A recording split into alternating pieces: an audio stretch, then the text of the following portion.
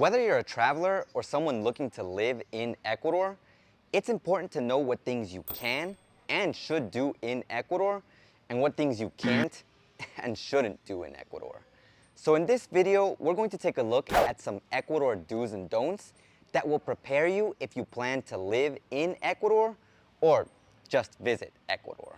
To start with, do greet everyone when you arrive at a place, even if you don't know them. To do this, when you arrive at a place, just say out loud, buenos dias, buenas tardes, or buenas noches, depending on the time, of course. You could also just say buenas, and that works for all three time frames. But please, don't go up to everyone and greet them if you don't know them. Being polite and greeting in general is okay, but saying hi to everyone one by one is kind of crossing a line, and it's gonna make people feel uncomfortable. I mean, just imagine a random person coming up to you while you're eating and saying, buenas. Thing of nightmares right there. On the subject of greetings, do greet people of the opposite gender that you know with a kiss on the cheek. Realistically, it's more of a cheek bump than an actual kiss, so basically don't actually kiss them on the cheek, especially if you don't know them that well, and definitely don't try to kiss them on the lips unless you feel like getting slapped. A good rule of thumb for this kind of greeting is to first, in the first interaction that you have, see how they greet you first, and then afterwards, you follow up with the same greeting in that and future interactions.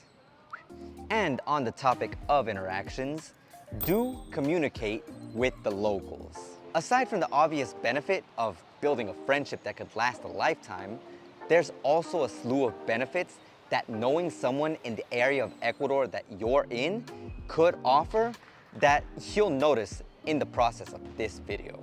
In that same way, don't purposely avoid making contact with the locals. Aside from not making friends and looking like a very lonely human being, you might also make people think that you're rude and even generate the idea that you're just here to take advantage of the country, and as such, you might end up being taken advantage of yourself.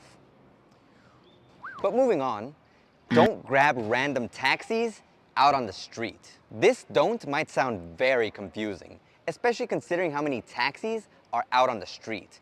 But if you want to completely negate any or avoid most, if not all, negative situations out there, then you definitely don't want to grab a random taxi that just passes by on the street. On the other hand, do call a taxi from a reputable source.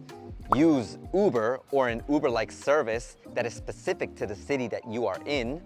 Or you could also ask the receptionist at the hotel you're in or a person you trust to call you a vehicle, maybe a taxi or a friend of theirs, to leave you at the place that you need to go. These options tend to provide an added layer of security and can even be cheaper than just grabbing a random taxi out on the street. And of course, if you plan on being out on the street, which I don't for much longer, definitely do ask a friend or a local for recommendations of places to eat or places to visit. Who better to know the best eating spots than someone who lives in the actual place that you're in? And it's the same thing for the secret spots that you might have never thought to visit, if not recommended to visit those places by someone who actually lives there. That's why I also want to say that don't visit places that just happen to be nearby. You are most definitely going to miss out on some of the best places if you just go by what's closest or what's cheapest. And with that, let's go home. Okay, so we're back. Now, if you want to get the best deals when you go out shopping, do go out shopping with a native or someone who knows about Ecuador shopping culture. There are certain nuances to shopping that you may not notice if you haven't been here long enough. And if you're not a native, you might also risk getting overcharged here as well. That's also the reason why I say don't accept a price as the final price in certain places. In other words, be prepared to haggle. This of course doesn't apply to supermarkets or other clearly logical places that aren't supermarket or downtown style. It's also not okay to expect things to be absurdly cheap or try to haggle too much. That's why having someone here who knows the shopping culture is very important. And while you're out shopping in Ecuador, do buy local products. While this does primarily apply to food, there are clothing brands and miscellaneous items that are made and sold locally that you can buy to help people who make these items locally. But don't just buy something because of a desire to help the economy or because it's close or cheap. Make the rounds and look for other Ecuadorian vendors to see if you're getting the best item and the best deal. Now let's talk communication. Communication is important. As such, do have WhatsApp installed on your smartphone. It is probably the most used app for communication by Ecuadorians, and you will be asked for it in various encounters, not just casually, but professionally as well. And regardless if you're an expat or a traveler, I'd also say do have a Facebook account created and make sure to join a Facebook group related to the area of Ecuador that you're planning on visiting, or living in, of course. These groups help you find information you're looking for, and most, if not all of them, allow you to post anonymously, in case you don't want people to know that it's you who's asking. I'll leave some examples of these groups on screen so you can look them up yourself later, and I'll also leave the Ecuador Travel Info group on screen for travelers, so you can use that as a resource to find info and ask questions. But you should use these resources responsibly, so don't make your WhatsApp number public. What I mean by this is to avoid giving your WhatsApp number to anyone and everyone, and to also avoid posting it in Facebook groups or in other social media sites for everyone to see. We unfortunately can't confirm that everyone online is a good person or has the best intentions, so it's best to avoid leaving your number out there in order to avoid getting unsolicited messages.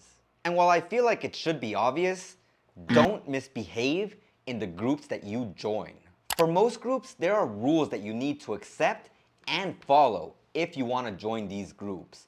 But even if there aren't rules for certain things, you should know that there are certain actions that you shouldn't take in groups and certain topics that you should avoid when you join groups. In other words, just don't discuss topics that you know will start a fight. And if your purpose of joining any group is to fight, stop it. Get some help. Oh, and I almost forgot, I just mentioned apps, but do have a dedicated camera or a good smartphone that has a good camera in order to take pictures of the amazing sights you'll see here in Ecuador. If you're bringing a camera, do make sure you have a micro SD with enough storage for all the pictures and possibly videos you're gonna take on it. But if you're using your smartphone, you also have to make sure that you have enough storage on it for all the pictures and videos you're gonna take while you're over here. But if you wanna stay connected with your smartphone, do buy a SIM card when you arrive in Ecuador, but don't buy it at the airport that you arrive in. SIM cards tend to be more expensive at the airport, so it's always better to buy one outside of the airport. And if you're concerned about having a stable internet connection to stay connected with your loved ones back home, you don't really have to worry because the three main operators do tend to have decent internet connection plans, unless there happen to be power outages. If you're still concerned about connectivity, then give Saley a shot. It is an international eSIM data plan that you can set up before you even come to Ecuador, and I'll leave a link to it in the description down below. But while we're on the topic of cameras and smartphones and tech in general, don't go around flashing any of those things out in public. Unfortunately, technology seems to be the most sought out things by petty criminals out on the streets. If you're flashing around your camera, your phone, a drone, or any other piece of technology, then you're setting yourself up to be a victim of petty crime. That's why I do tend to recommend that you get a cheap secondary phone that you can use to take pictures and stay connected with your loved ones back home. But if you want to avoid going through the hassle of getting and keeping and owning a secondary phone after your trip in Ecuador is done, then you could always contract Safety Wing's electronics theft option. This option covers electronics like laptops, tablets, and cameras for up to $1,000 per stolen item and an annual limit of $3,000 per policy. If you want to check out Safety Wing, I'll leave a link in the description down below. Now, another thing that I consider is important, and another one of my do's, is to go out and experience Ecuadorian things. Ideally with an Ecuadorian. Maybe it's just a trip to the beach, going out to dance, or a casual nighttime hangout to grab some drinks. But don't miss out on the opportunity to interact and hang out in a realistic Ecuadorian way. That being said, mind the time and don't stay out too late. Having fun is fine, but even though most activities start late, you don't want to risk it by staying out too late. Maybe if you're with someone who you know will have your back, you can kind of risk it, but for your own safety, I do recommend you only stay out till latest 12 o'clock. And while we're on the subject of hangouts, definitely don't feel obligated to do what everyone is doing while you're at a hangout. Most of the time this means drinking, and you don't have to drink if you don't want to, even though the way that they offer you drinks does make you feel like you have to. But it can also apply to dancing, and if you don't feel comfortable doing it because you don't know how, then you definitely don't have to. But just between us, I think a hidden do is to learn how to dance before you even come to Ecuador. A majority of nighttime outings will involve dancing, and there are parties like every week. So knowing how to dance will help you interact with the people here and get to know people better. And well, you could also learn while you're here. That's completely up to you. And now we have our ambiguous do or don't of the video. Basically, do accept food if you're offered it, but you don't have to if you don't want to.